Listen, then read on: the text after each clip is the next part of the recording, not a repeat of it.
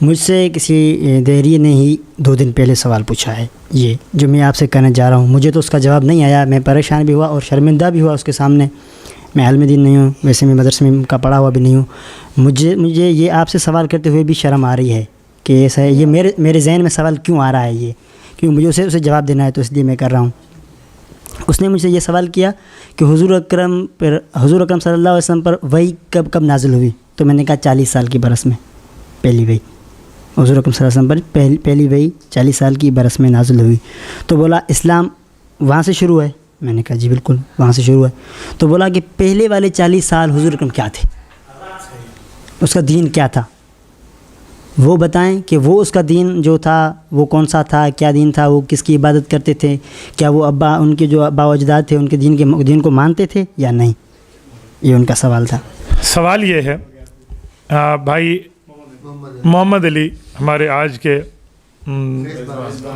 Host, 2 لفظ میں آپ کے سامنے انگریزی کے نہ بولوں، آپ نے کہنا کوئی چبل مولوی آیا ہوا ہے، آپ کو بھی تو کچھ سمجھانا ہے نا.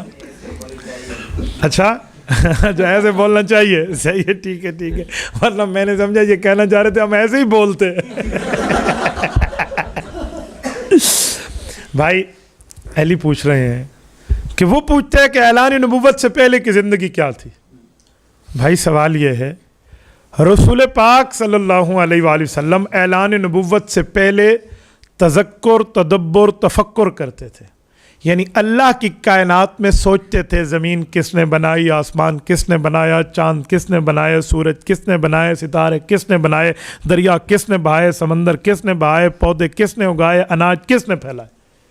یہ سوچنا اس زمانے کا یہ شریعت پہ عمل تھا.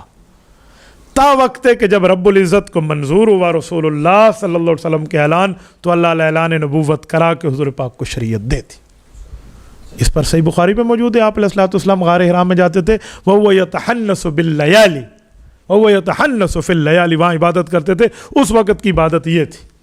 نمبر 2، حضور علیہ الصلوۃ والسلام کے والدین، حضور کے دادا جان، یہ لوگ کس دین پر تھے؟ وہ دین ابراہیمی پر تھے، ملت ابراہیمی پر تھے.